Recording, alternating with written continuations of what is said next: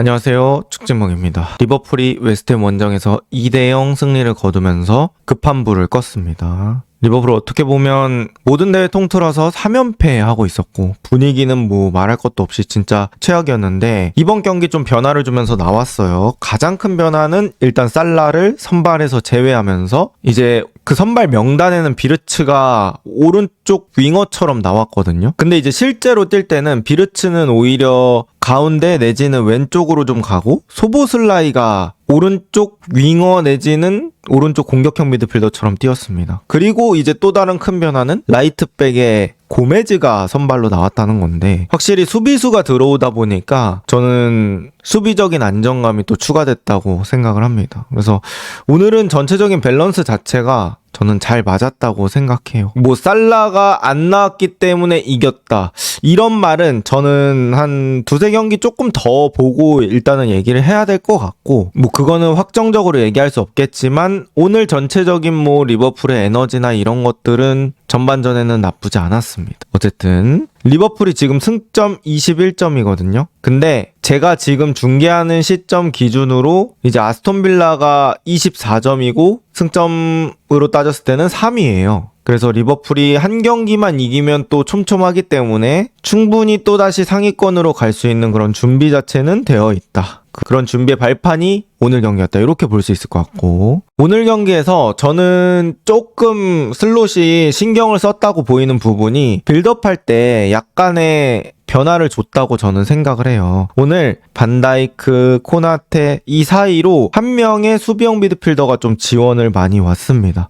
맥칼리스터, 흐라멘베르 번갈아서 내려왔는데 맥칼리스터가 내려왔다고 가정을 해볼게요. 그리고 흐라멘베르가 이 앞에서 공을 받아주고 그 다음에 이 사이드백들이 좀 넓게 올라갔던 것 같습니다. 고메즈나 케르케즈 같은 선수들이 넓게 올라가고 이런 식으로 하면서 우리가 흔히 말하는 약간 라볼피아나 같은 느낌으로 플레이가 됐어요. 그리고 비르츠가 이런 식으로 좀 왼쪽으로 빠져주고 소보슬라이가 가운데로 들어오면서 오른쪽 공미 같은 느낌으로 플레이했죠. 그러면서 비르츠가 상당히 자유로운 역할을 부여받았습니다. 그래서 내려오기도 하고 여기서 공 받고 다시 올려주기도 하고 그렇게 하면서 우리가 리버풀이 백스리 쓰면 어떨까? 그 좌우 사이드백들이 공격적인 성향이다 보니까 뭐 백스리 한번 써보면 어떨까 했는데 센터백이 부족해서 그런 것들이 안 됐었잖아요. 근데 오늘 경기는 이런 식으로 약간 변형 3백처럼 플레이하면서 그런 욕구들을 충족해 줬다고 생각을 합니다. 그리고 제가 느꼈을 때는 이 코나테가 빌드업 쪽으로 불안했던 면들이 있잖아요. 그래서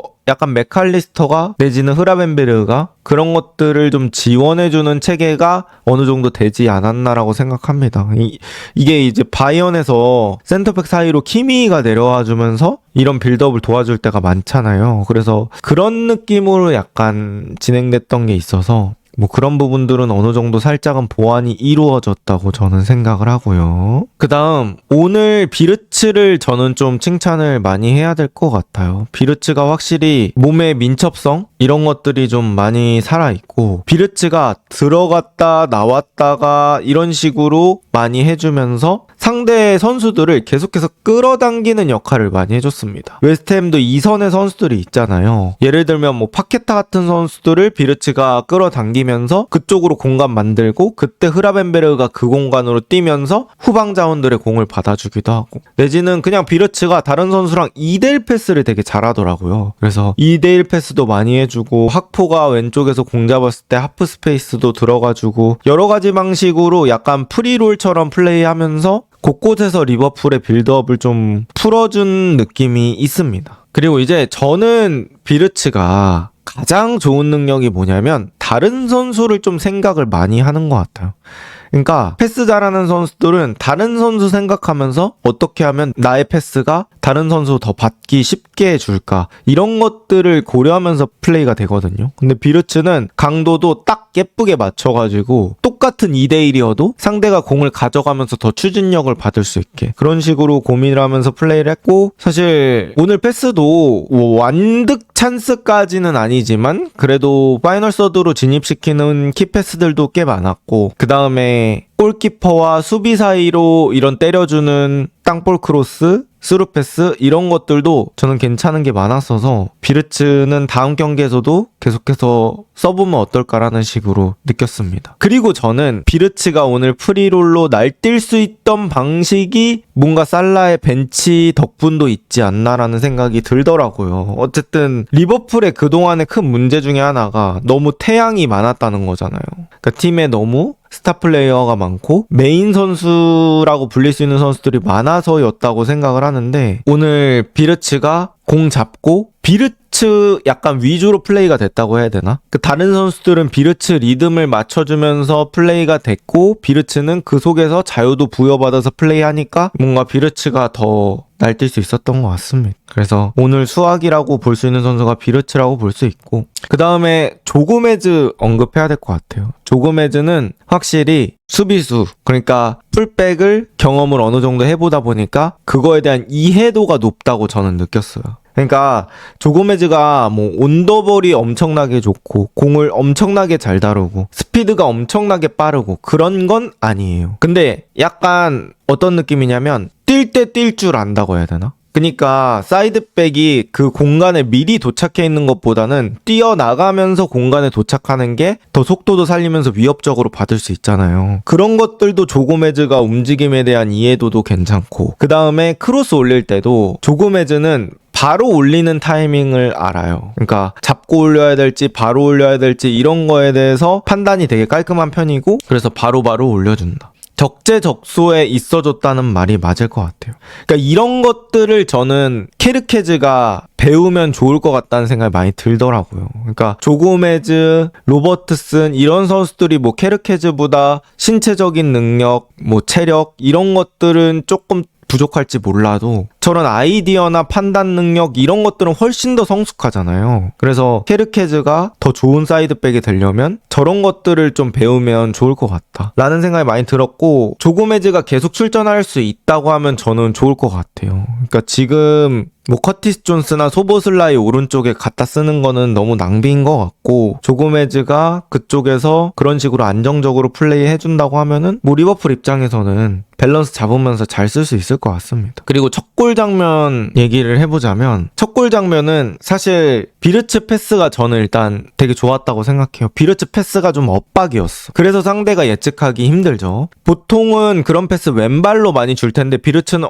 저기 학포 쪽에 공간 좀 있네? 그냥 내가 몸 자세 엄청나게 좋지 않아도 그냥 발바깥으로 툭 밀어줘 보자. 이렇게 하니까 상대가 예측하기 좀 어려운 거예요. 그러면서 학포 쪽으로 빠졌고 학포가 또 거기서 컷백 그 다음에 이삭 마무리는 클래스 있었습니다. 그냥 발만 딱 갖다 대면서 그 좁은 공간 쪽으로 마무리를 했고 사실 웨스트햄이 오늘 막 수비가 완벽했던 건 아니었어요. 압박 타이밍이 조금 늦을 때도 있고 그 실점할 때 첫 번째 그 수비도 사실 학포 쪽 공간을 비워주면 저는 안 된다고 생각을 했거든요. 수비수가 엄청 많았기 때문에 뭐 그런 것들도 있겠지만 사실 축구라는 게 우리 팀만 완벽해서 들어가는 골 별로 없거든요. 어쨌든 상대의 작은 실수라도 그렇게 파고들 수 있는 게 결국 실력이라고 생각하는데 뭐 오늘은 리버풀이 웨스트햄의 그런 실책성 플레이, 실책성 수비 위치들을 잘 공략한 거겠죠. 그리고 이삭이 그렇게 득점하는 것도 쉬운 건 아니었기 때문에 뭐 첫 골 과정은 리버풀을 충분히 칭찬하고 싶습니다. 그리고 이렇게 되면은 이삭이 저는 심리적으로 편해지는 게 있을 것 같아요.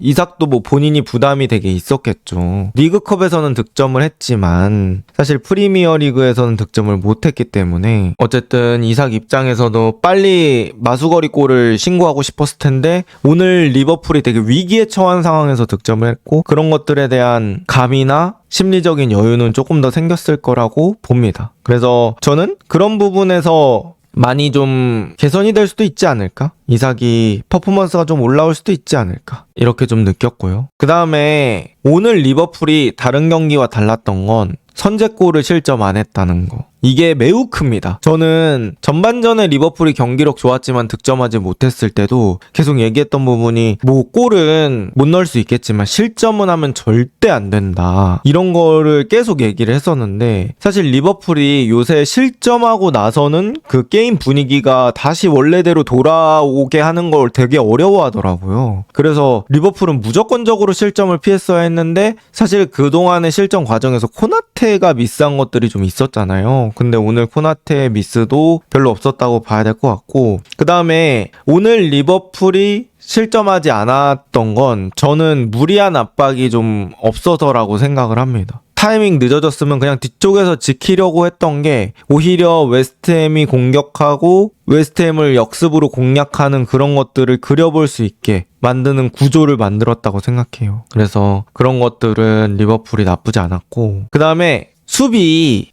상황에서 저는 살라가 없었기 때문에 조금 잘 된 것도 있다고 생각을 해요. 그러니까 살라가 원래 수비 시에 약간 집중 못하고 뭐에 홀린 듯이 따라가서 압박할 때 있거든요. 근데 이제 오늘 경기 같은 경우에는 그런 살라의 부족한 수비력이 사실 드러날 틈이 없었죠. 살라가 나오지 않았으니까. 소보슬라이가 살라 대신에 그쪽 자리를 뛰게 되면서 그런 1차 공격수들의 수비에서 빵꾸가 안 나다 보니까 그런 부분의 안정성도 어느 정도 괜찮았던 것 같습니다. 그래서 오늘 리버풀이 전체적으로는 그런 밸런스가 있었다. 수비적인 밸런스를 어느 정도 챙기면서 게임이 됐었다. 이렇게 얘기하고 싶고요. 리버풀의 경기력만 딱 놓고 보면 사실 오늘 시원하게 만족스럽다 까지는 아닙니다. 뭐 웨스트햄이 파케타의 퇴장 같은 걸로 약간 본인들 스스로 무너진 부분들도 있어요. 그리고 마지막 한 골은 진짜 나중에 상대 집중력 떨어졌을 때 득점한 거기 때문에 뭐 전체적으로 리버풀이 완벽한 게임을 했다라고 말할 수는 없습니다. 하지만 첫 술에 배부르야 이런 말 있잖아요. 이게 리버풀이 어쨌든 3연패 이후로 다시 다져 나가야 되기 때문에 일단 오늘 경기는 무승부도 아니고 승리로 이 연패 흐름을 끊었다는 거에 아주 큰 의미를 두면서 다음 경기 또 준비해 봐야 될 것 같습니다. 이건 일단 분위기를 바꿨다는 것 자체가 저는 크다고 생각하고, 그 분위기 속에서 이삭과 비르츠가 어느 정도 자기 몫을 했다. 이런 부분들도 충분히 희망 포인트가 된다고 생각합니다. 일단 오늘 경기 저는 슬롯 감독이 이삭하고 비르츠를 좀 일찍 뺐거든요. 근데 오늘 그 두 명이 잘한다고 생각했는데 일찍 빼니까 의문이 좀 들었어요. 보통 골 넣고 뭐 잘하는 선수는 냅두지 않나 라고 생각을 했는데 뭔가 다음 경기 때 쓰려고 일부러 뺀 것 같습니다. 그래서 일단 한 60분 이상 뛰게 해보고 됐다. 오히려 다음 경기 안 뛰게 하려고 하면 그냥 풀타임을 뛰게 하지 않았을까. 근데 그게 아니니까 관리를 하려고 했던 것 같습니다. 그 다음에 좀 얘기하자면 저는 오늘 리버풀 공 끊기고 나서 바로 역압박 가는 거는 나쁘지 않았다고 생각을 하고요. 그런 부분들이 되게 중요해요. 결국 끊기고 나서 역습에서 골 먹어가지고 게임이 빠그라지는 경우들이 많으니까 그런 불이 더 커지기 전에 바로바로 불을 꺼주는 게 중요한데 오늘 리버풀 그런 것들 나쁘지 않았고요. 그리고 이제 리버풀이 특공대 역습을 조금 더 이제 빈도를 늘리는 식으로 가야 될 것 같습니다. 그 부분만 조금 보완된다고 하면은 리버풀이 예전의 경기력으로 좀 돌아갈 수 있을 것 같아요. 아직까지도 역습 과정이 엄청 깔끔하고 이런 느낌은 아니었던 것 같습니다. 비르츠가 뿌려주고 학포, 이삭, 소보슬라이 이런 선수들이 좀 받아주고 이런 구조를 만들면 그래도 좀 그런 그림을 볼 수 있을 것 같아요. 그래서 학포가 오늘 100% 마음에 드는 건 아니지만 오늘 이런 느낌으로 선발도 한번 구성해보면 어떨까라는 생각이 있습니다.